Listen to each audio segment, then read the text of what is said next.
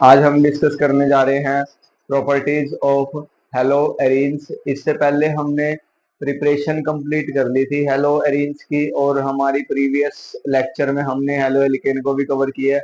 तो अगर आप बच्चों ने पहले वो वीडियोस नहीं देखी तो पहले हमारी उस लेक्चर की वीडियो देखें। तो हम आज मेनली तीन टाइप की रिएक्शन डिस्कस करेंगे प्रॉपर्टीज में। एक तो न्यूक्लियोफिलिक सब्स्टिट्यूशन रिएक्शन, सेकंड हम देखेंगे रिएक्शंस विद मेटल्स, और थर्ड हम देखेंगे इलेक्ट्रोफिलिक सब्स्टिट्यूशन। बच्चों, जो न्यूक्लियोफिलिक सब्स्टिट्यूशन रिएक्शन है वो हेलो अरेंज आपको बहुत ही कम शो करते हैं, बहुत ही यानी कि ये समझ लो कि अगर आपको न्यूक्लियोफिलिक सब्स्टिट्यूशन रिएक्शन करवानी है हेलो अरेंज की तो वहां पर कुछ कंडीशंस होती है। तो हम देखेंगे कौन कौन सी कंडीशंस होती है।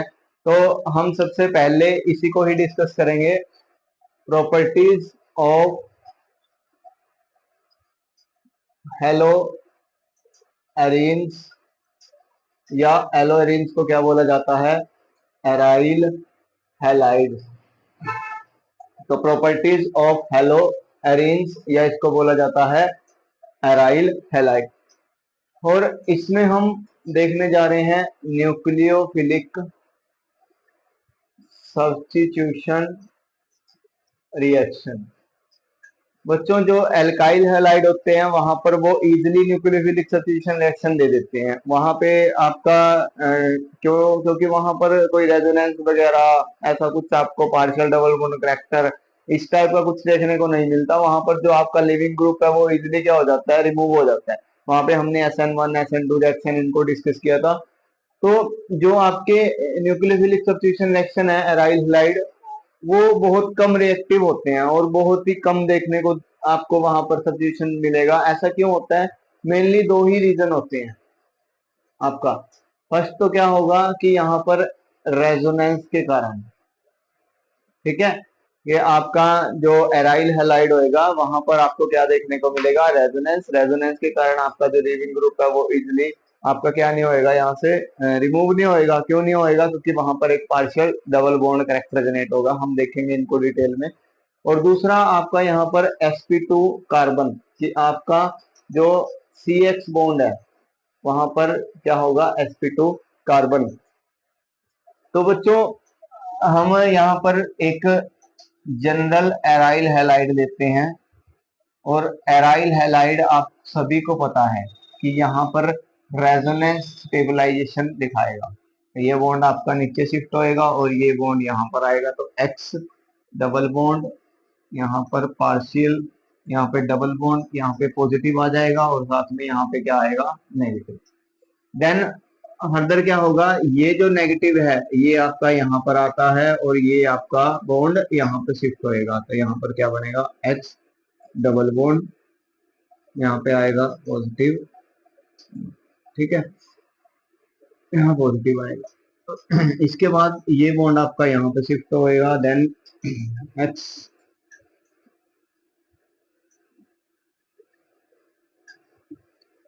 देन लास्ट क्या होगा आपका, ये बॉन्ड यहाँ पे शिफ्ट होएगा और यहाँ से डबल बॉन्ड फर्दर। तो हम यहाँ पर मेनली क्या देख रहे हैं कि आपका जो CX बॉन्ड है, ठीक है, ये CX जो बॉन्ड है यहाँ पर partial double bond character generate हो रहा है। हम इसका अगर रेजोनेंस हाइब्रिड देखें तो यहाँ पे इलेक्ट्रॉन डेंसिटी बढ़ रही है रिंग के अंदर। देखो ये क्या कर रहा है, अपने लोन पेयर कहाँ पे डोनेट कर रहा है, रिंग के अंदर। और रिंग के अंदर आपका मेनली हो क्या रहा है, यहाँ पे पार्शियल डबल बॉन्ड करैक्टर क्या हो जा रहा है, जनरेट इस बॉन्ड के ऊपर। और यहाँ पर क्या है आपका डेल्टा नेगेटिव, और यहाँ पर भी क्या आएगा, डेल्टा नेगेटिव। और रिंग के अंदर आपका जो डबल बॉन्ड है वो भी क्या हो रहा है, ओरिएंट हो रहा है, ठीक है, ड्यू टू रेजोनेंस। तो फर्स्ट तो रेजोनेंस था। दूसरा जो आपका ये कार्बन है, यहाँ पर देखो ये जो कार्बन है, अब अगर हम इस कार्बन की बात करते हैं तो ये जो कार्बन है यहाँ पे 1 2 3, ये जो CX बॉन्ड है, तो CX बॉन्ड में जो ये कार्बन है ये sp2 हाइब्रिडाइजेशन। और बच्चों इलेक्ट्रोनेगेटिविटी सबसे ज्यादा किसकी होती है, sp, और फिर किसकी होती है, sp2, और देन sp3।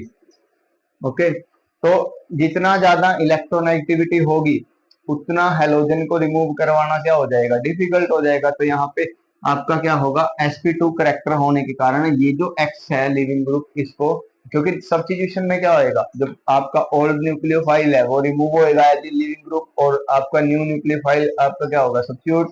तो यहाँ पे sp2 कैरेक्टराइजेशन होने के कारण इलेक्ट्रोनेगेटिविटी बढ़ जाती है। इलेक्ट्रोनेगेटिविटी अगर बढ़ गई तो यहाँ से x as a leaving group क्या हो जाएगा, निकालना मुश्किल हो जाएगा इसको। और दूसरा आपका फैक्टर कौन सा है, रेजोनेंस।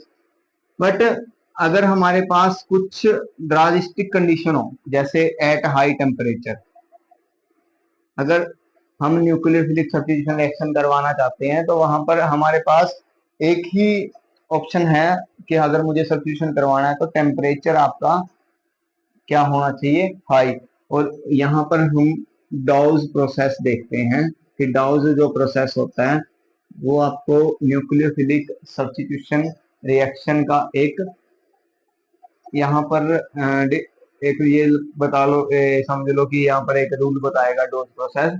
जैसे मेरे पास क्लोरोबेंजीन है और क्लोरोबेंजीन की हम reaction 2 mole of aqueous NaOH और साथ में यहाँ पर HCl के साथ रिएक्शन करवाते हैं 623 केल्विन। टेम्परेचर आपका मस्ट है कि टेम्परेचर हाई, तो हमारे पास यहाँ पर क्या बनता है, फिनोल। तो हमारे पास यहाँ फिनोल की प्रिपरेशन होती है और साथ में मुझे यहाँ पर वाटर और NaCl बाय प्रोडक्ट्स मिलते हैं।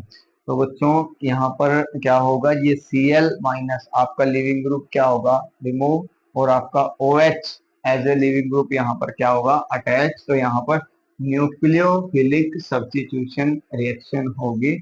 ये कहाँ पर किस कंडीशन पर होगी, एट हाई टेम्परेचर। इसका मैकेनिज्म देखें कि मैकेनिज्म कैसे होगा। हमारे पास फर्स्ट ऑफ ऑल है क्लोरोबेंजीन।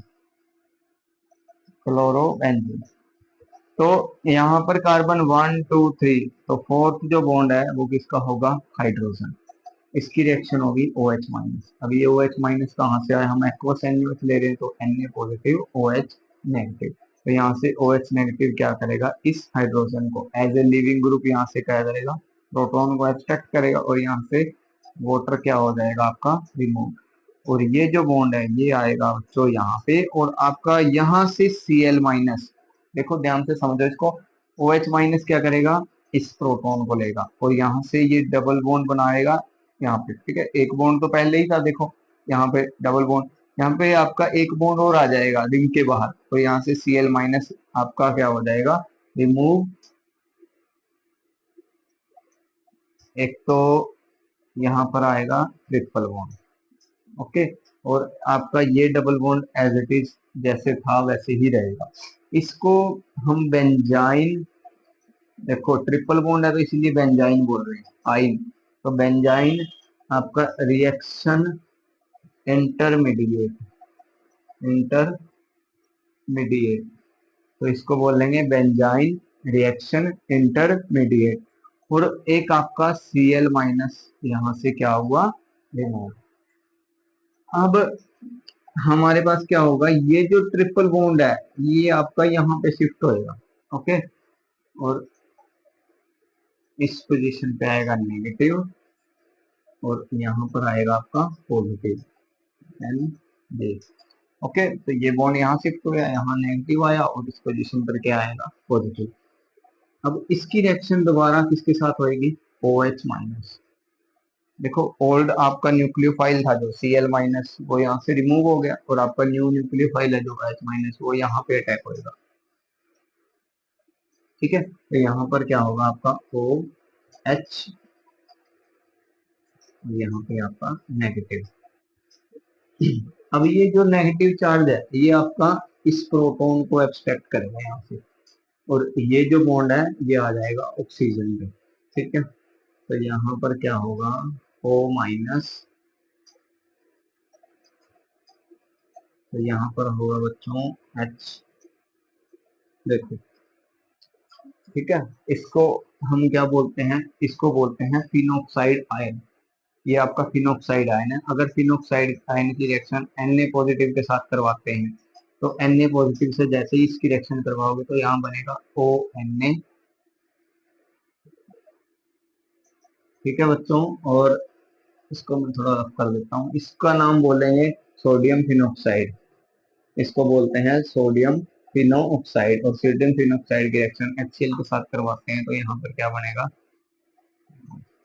ये आपका फाइनल फिनॉल बनेगा। यहाँ पे देखो O नेगेटिव Na पॉजिटिव, तो H positive Cl minus, NaCl आपका यहाँ से रिमूव, तो यहाँ पे O के साथ ऑक्सीजन के साथ क्या जुड़ जाएगा H, ये आपका फिनॉल यहाँ पर फाइनल प्रोडक्ट बनता है। ये था बच्चों डाउस प्रोसेस, और हमने यहाँ पर न्यूक्लियोफिलिक सब्स्टिट्यूशन रिएक्शन को करवाया एट हाई टेम्परेचर, ये आपको याद रखना है। हम इसके बाद में रिएक्शंस विद मेटल्स देखते हैं कि मेटल्स के साथ में कौन कौन सी रिएक्शंस होगी जो आपका एराइल हैलाइड शो करते हैं। ठीक है, बस देखते हैं रिएक्शन विद मेटल्स। इससे पहले हमने न्यूक्लियोफिलिक सब्स्टिट्यूशन को देखा, अब हम देखते हैं रिएक्शन विद मेटल्स।